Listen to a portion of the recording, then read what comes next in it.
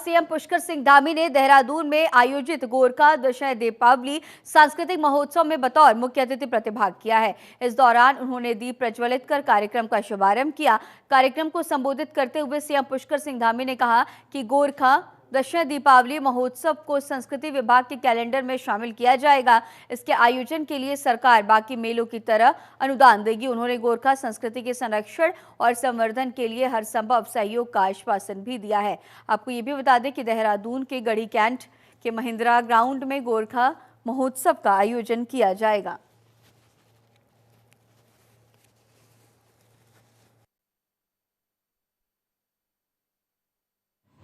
मैं सबसे पहले तो इस अवसर पर आप सभी को मैं अपनी ओर से आपके समस्त परिवारजनों को, सभी कुटुंबजनों को मैं बहुत बधाई देता हूं, बहुत शुभकामनाएं देता हूं।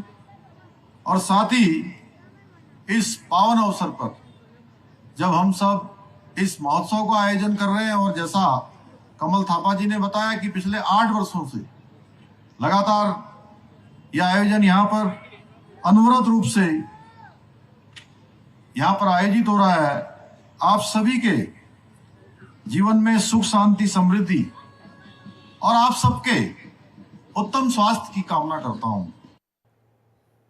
समान नागरिक संहिता लागू होने के बाद आम लोगों के उत्तराधिकार से जुड़ा एक और बड़ा बदलाव नजर आएगा। संतान की मृत्यु होने पर माता पिता भी उसकी चल अचल संपत्ति में हिस्सेदारी हो सकेंगे, वरना अभी जो उत्तराधिकार कानून है उसके तहत पति की मृत्यु के बाद बैंक बैलेंस संपत्ति आदि पत्नी को ही मिलती है। इससे माता पिता बेसहारा रह जाते हैं। ये विसंगति यूसीसी आने पर समाप्त हो जाएगी। यूसीसी की नियमावली का ड्राफ्ट हाल ही में सरकार को सौंपा गया है। ये ड्राफ्ट अंग्रेजी में है और अब इसे अनुवाद के साथ विधि और न्याय विभाग के समक्ष तकनीकी विभाग को सौंपा जाएगा। इसके बाद सरकार मंत्रिमंडल की बैठक कर यूसीसी को प्रभावी तरीके से लागू करने की तैयारियां कर सकती है। साथ ही लागू होने की तिथि की भी घोषणा की जा सकती है। ये ड्राफ्ट 2 वॉल्यूम और 4 हिस्सों में है। एक वॉल्यूम में 200 और दूसरे में 410 पन्ने हैं।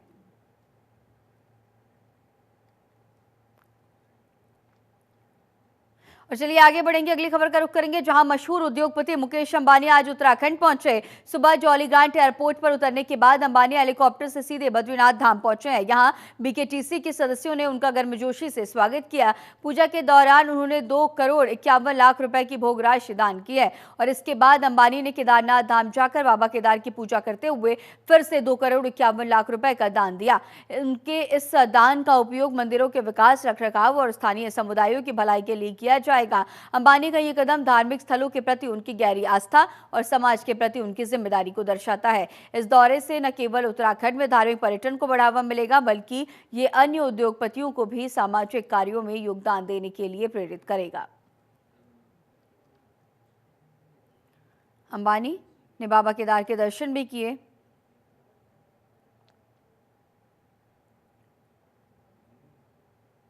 सीएम पुष्कर सिंह धामी उत्तराखंड में लव जिहाद, लैंड जिहाद और थूक जिहाद को लेकर सख्त रवैया अपनाते आए हैं और वो लगातार इस बात को दोहरा रहे हैं कि हम उत्तराखंड में इस तरह की घटनाओं को बर्दाश्त नहीं करेंगे। पिछले कुछ दिनों में जिस तरह की घटनाएं सामने आई उससे भी मुख्यमंत्री खासा नाराज नजर आ रहे हैं। दूसरी तरफ कांग्रेस के प्रदेश संगठन उपाध्यक्ष मथुरा दत्त जोशी ने उत्तराखंड में जो थूकने की घटनाएं सामने आ रही हैं उनको लेकर कहा है कि ये सारी घटनाएं खुद बीजेपी करा रही है। बीजेपी के एजेंट ये काम कर रहे हैं।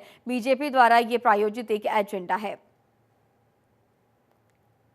ये आज तक क्या निश्चित रूप से भाजपा के लोग करा रहे हैं।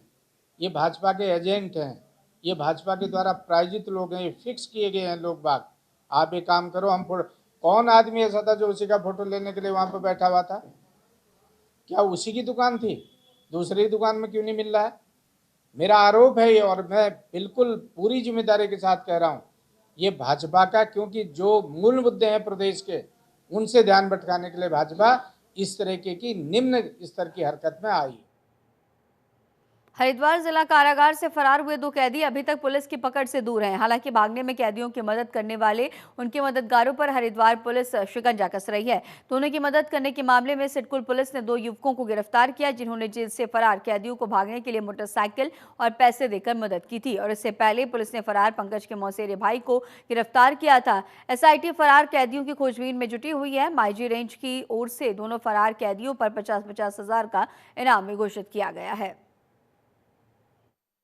जेल ब्रेक के करने के बाद जो अभियुक्तगण द्वारा जिन भी लोगों को उनको प्रश्रय दिया गया और उनको भागने में उनकी मदद की गई, इसी चेन में कल दो अन्य अभियुक्तों को भी जेल में भेजा गया है। और इसमें जो भी लोग इसमें सम्मिलित रहे हैं और जो उनको प्रश्रय दे रहे हैं या उनको भागने में मदद कर रहे हैं, पुलिस लगातार पूछताछ कर रही है। लगातार हम लोग उनके पीछे हैं और जल्दी ही हम इन लोगों की अरेस्टिंग भी करेंगे।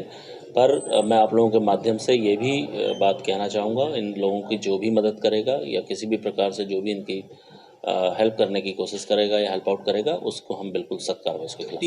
तीन मददगार अभी तक पकड़े जा चुके हैं। अन्य जो भी लोग इनके संपर्क में आए हैं या आ रहे हैं, वो भी हम लोग ट्रैक कर रहे हैं। जल्दी हमारे पास अहम सुराग हमारे पास अभी मौजूद हैं। हम लोग जल्दी इनकी अरेस्टिंग भी करेंगे और इसमें जो भी लोग इनकी मदद करेंगे उनके खिलाफ भी हम सख्त कार्रवाई करेंगे।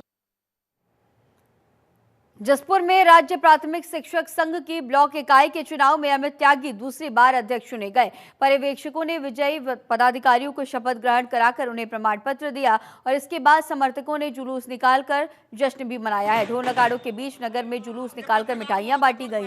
राज्य प्राथमिक शिक्षक संघ के अध्यक्ष अमित त्यागी ने कहा कि काफी लंबे समय के बाद राज्य प्राथमिक शिक्षक संघ का चुनाव हुआ। शिक्षकों के जितने भी लंबित मामले हैं, शिक्षकों की समस्याओं को जल्दी उनके उच्च स्तर पर रखकर के समाधान किए जाएंगे। ट्रांसफर नियमावली का उल्लंघन नहीं होने दिया जाएगा।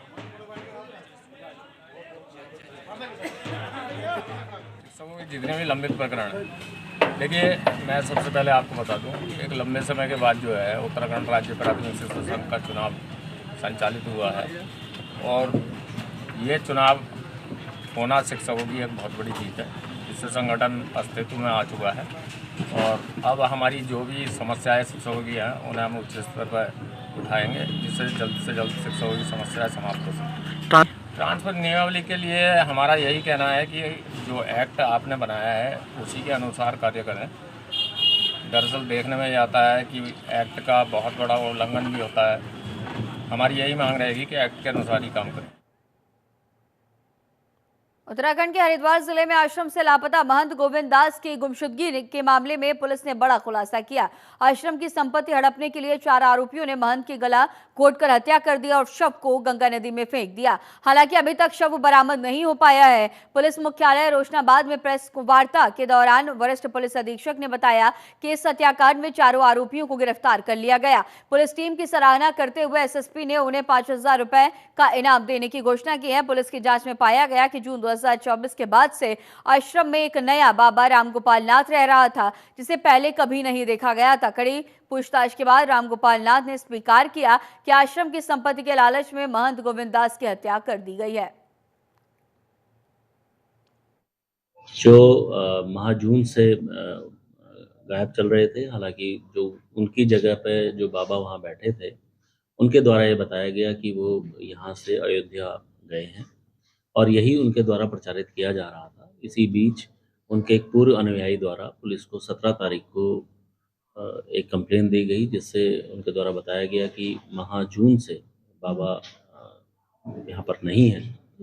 इसमें हमारे SO कनखल और CO सिटी और SP सिटी के नेतृत्व में टीम के द्वारा बहुत ही अच्छे तरीके से चीज़ों को करते हुए, कार्य करते हुए, वहाँ पर जो बाबा बैठे हुए थे रामगोपाल जी, उनसे जब पूछताछ की गई तब सारी चीज़ें सामने आई। इसका उस पूरे घटनाक्रम का मास्टरमाइंड अशोक, जिसके द्वारा जो गोपाल दास जी हैं उनको यहाँ से ले जाके उनकी हत्या करना और उनकी जगह पे एक फर्जी बाबा को बैठाना, ये उनके द्वारा स्वीकार किया गया। इस पूरे प्रकरण में पुलिस के द्वारा अब तक 4 अभियुक्तों को अरेस्ट किया गया है और अन्य अभियुक्तों की भी पूछताछ के लिए बुलाया जा रहा है। जल्दी अन्य इसमें अरेस्टिंग्स भी की जाएंगी।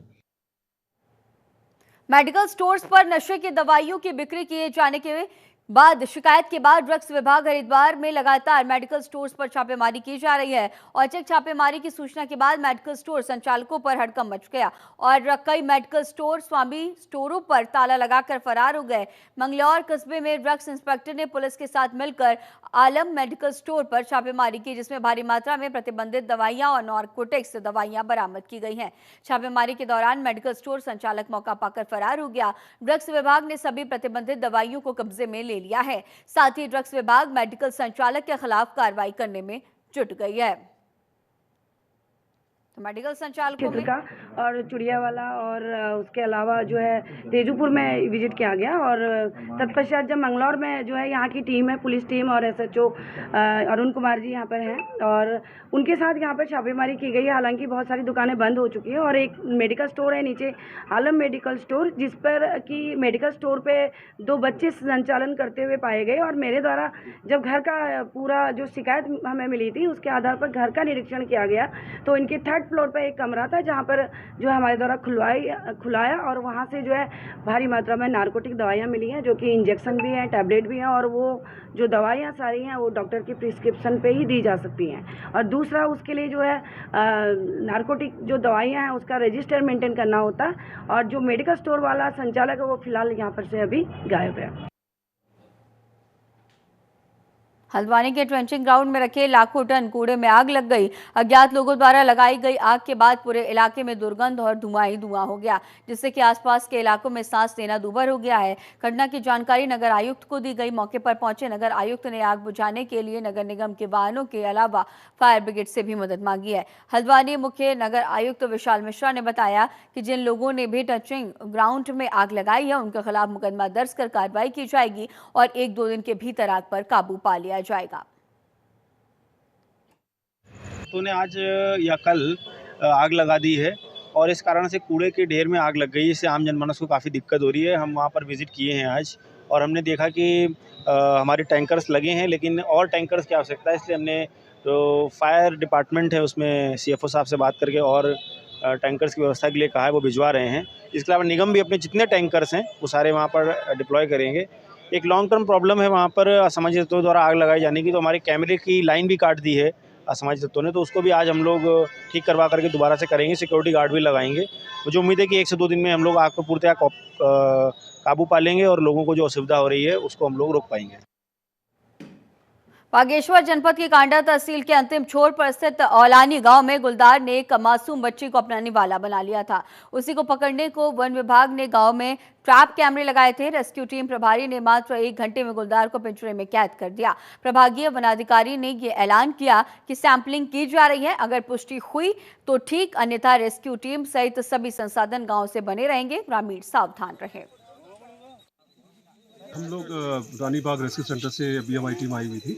आज हमें सूचना मिली कि एक गुलदार ने औलानी के नज़दीक एक बैल को शिकार किया है, तो हमें वो क्लू मिला, तो उसके क्लू मिलने के उपरांत ही हम लोग तुरंत वहाँ पर गए और हमने उस बेट का सहारा लेके औलानी के समीप एक नरगोली गांव है, मात्र 1 किलोमीटर की रेंज के अंदर, तो वहाँ पर हमने इसको सुरक्षित ट्रैंकुलाइज कराया। ट्रैंकुलाइज करने के बाद अभी हमारे उच्च अधिकारी के निर्देशों के अनुसार इसका कार्रवाई होगी कि वे कहाँ। आज हमारी यहाँ पे जो टीमें बनी थी, 2 टीमें बनी है, एक दिन की टीम बनी है, एक रात की टीम बनी है। जो हमारी रात की टीम है उसमें 5 लोग हम हैं और 7 बजे से हम यहाँ हमारा जो काम था यहाँ पे शुरू होना था और हम 5 बजे से यहाँ पहुँच गए थे और हमने यहाँ सारे गाँव में 16 अपने ट्रैप कैमरे लगाए हैं और ट्रैप कैमरे के और हमने 2 पिंजरे भी यहाँ पे लगाए हैं।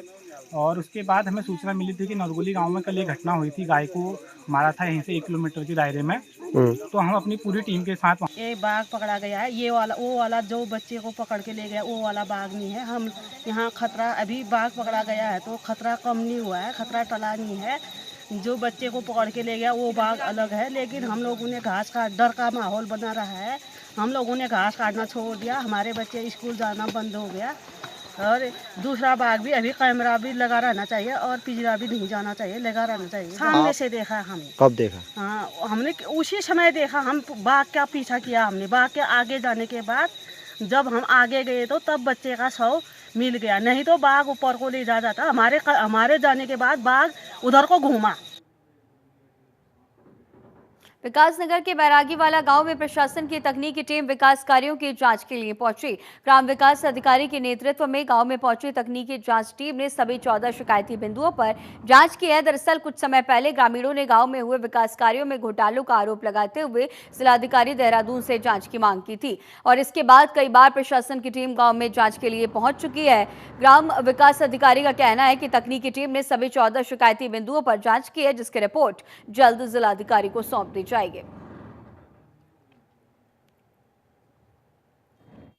गांव के कुछ ग्रामवासियों द्वारा यह शिकायत की गई थी ग्राम पंचायत कार्यों के संबंध में। इस संबंध में हमारी प्रशासन की तकनीकी टीम द्वारा जांच की जा रही है और निश्चित रूप से जांच में दोनों के पक्ष के लोग सहयोग कर रहे हैं, शिकायतकर्ता के पक्ष लोग और ग्राम पंचायत के पक्ष के लोग। तो जांच निरंतर जारी है। जांच में जो भी तथ्य पाए जाएंगे उसके आधार पर अग्रिम रिपोर्ट की जाएगी।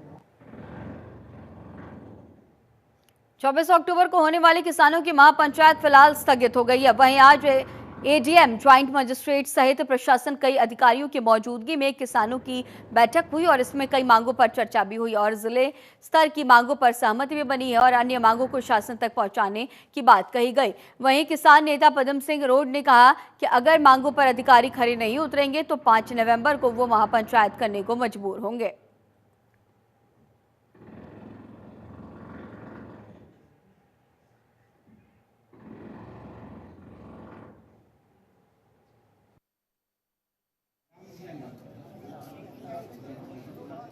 साहब के निर्देशानुसार जो है किसान यूनियन के जो प्रतिनिधि हैं पदम सिंह रोड जी और एडीएम साहब की अध्यक्षता में बाकी जो तहसील से हैं, लक्सर तहसील के एसडीएम महोदय, भगवानपुर तहसील से एसडीएम महोदय और अन्य जो संबंधित विभाग हैं, पीडब्ल्यूडी विभाग हो गया, बिजली विभाग हो गया, संबंधित जो पदाधिकारी हैं इन विभागों के, उन सभी की उपलब्धता में, उनके जो प्रेजेंस में जो है आज एक मीटिंग हुई है।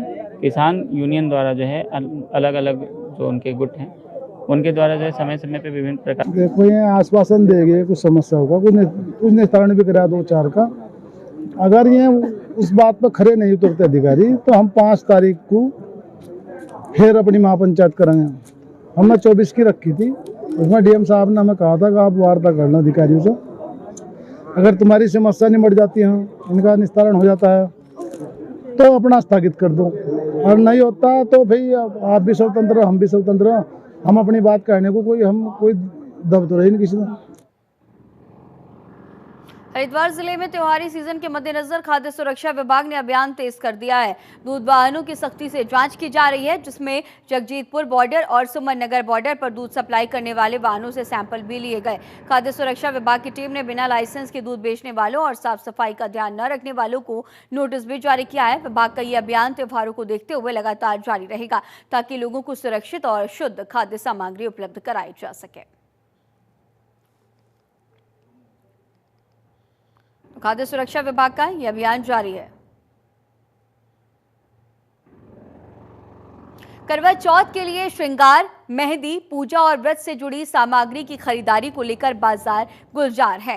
विकासनगर में देर रात तक मेहंदी लगवाने के लिए होड़ लगी रही। त्योहारी सीजन के शुरुआती पर्व करवा चौथ पर दुकानों में उमड़ी भीड़ के बीच दुकानदारों के पास फुर्सत नहीं थी। ग्राहकों की भीड़ देखकर दुकानदारों के चेहरे खिले हुए भी नजर आए। बाजारों की रौनक फिर से लौट आई है। वहीं करवा चौथ के साथ ही दिवाली की तैयारियां भी जोरों शोरों पर है। ऐसे में त्योहारी सीजन का शिद्दत से इंतजार कर रहे दुकानदारों के चेहरे भी खिल उठे हैं।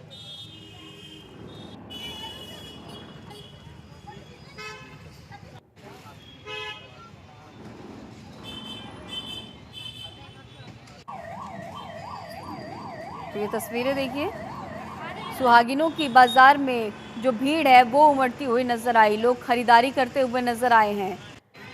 बाजारों की रौनक लौट आई है। दुकानदारों के चेहरे भी खुशी से खिले हुए नजर आए। कपड़ों की दुकानों पर, मेहंदी लगवाने वाली जगहों पर महिलाओं की भारी भीड़ नजर आई है। दिवाली की भी तैयारियां जोरों शोरों पर नजर आ रही हैं। बड़ी संख्या में महिलाओं का जमावड़ा बाजारों में देखा गया और करवा चौथ का रंग बाजार पर बेहतरीन तरीके से छाया हुआ नजर आया। चारों तरफ रंग बिरंगे कपड़े, हाथों में मेहंदी लगवाती हुई महिलाएं नजर आ रही थी। बाजारों की रौनक लौट आई है। दिवाली को लेकर के भी पूरी तरह से महिलाएं और लोग उत्साहित नजर आ रहे हैं। दुकानदारों का कहना है कि और इस त्योहारी सीजन में उन्हें काफ़ी बेनिफिट भी होता है।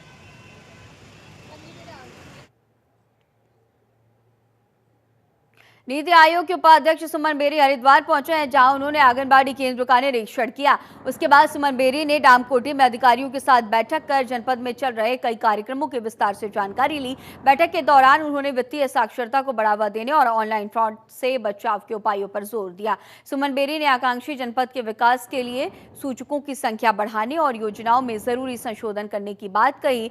राज्य के विकास और महिलाओं के आर्थिक सशक्तिकरण के लिए भी योजनाओं में सुधार की जरूरत पर चर्चा की गई है। बैठक में परियोजनाओं के निदेशक के तिवारी ने गोवर्धन योजना और मीठी गंगा कार्यक्रम के उद्देश्यों और उनके सकारात्मक प्रभावों की भी जानकारियां दी है।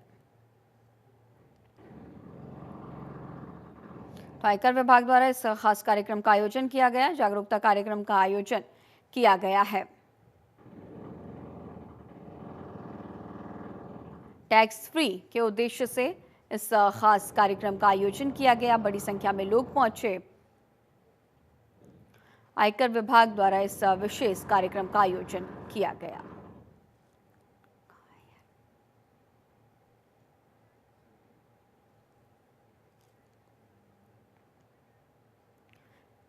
काशीपुर के गंज रोड स्थित the heritage senior secondary school में आयकर विभाग द्वारा छात्रों के बीच कर टैक्स के प्रति जागरूकता फैलाने के लिए विशेष कार्यक्रम आयोजित किया गया। आयकर विभाग ने वित्तीय साक्षरता को प्रोत्साहित करने के उद्देश्य से एक विशेष आउटरीच कार्यक्रम की शुरुआत की है। Income tax officer Sudhir Kumar ने बताया कि इस कार्यक्रम का मुख्य उद्देश्य युवाओं में टैक्स के प्रति जिम्मेदारी की भावना विकसित करना और उन्हें भविष्य में जिम्मेदार नागरिक बनने के लिए प्रोत्साहित करना था। जब युवा इस जानकारी को प्राप्त करते हैं तो वे न केवल अपने टैक्स का समय पर भुगतान करते हैं बल्कि वित्तीय रूप से सशक्त नागरिक भी बनते हैं।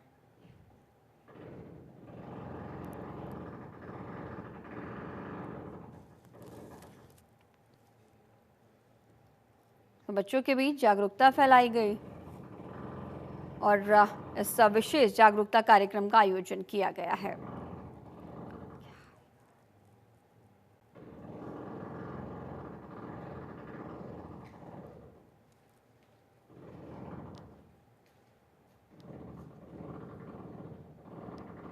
काफ़ी सारे टैक्स की चीज़ों के बारे में हमें नहीं पता था, जिसके बारे में सर ने हमें जागरूक किया कि टैक्स कितने प्रकार का होता है, कैसा होता है। और इसमें सर ने ये भी बताया कि हम इसको एज अ करियर भी ऑप्ट ले सकते हैं, आगे हमें जाना चाहिए और भी कई सारी चीज़ें हमें। गवर्नमेंट का आउटरीच प्रोग्राम है जिसके तहत स्कूल्स, मैनेजमेंट कॉलेज, बिजनेसमैन सारे संस्थाओं के साथ जो है मीटिंग करने का है, जिससे कि टैक्स पेयर के बीच में टैक्स अवेयरनेस के बारे में पता चले। बच्चे जो हैं फ्यूचर के टैक्स पेयर्स हैं, तो ये आज से पहले से ही टैक्स की जानकारी रखें इसके बारे में, ताकि टैक्स पेयर की ग्रीवांसेज कम हो, ये खुद ही कंप्लायंस करें, खुद ही टैक्स के रिटर्न भरें और एडवांस टैक्स की पेमेंट करें।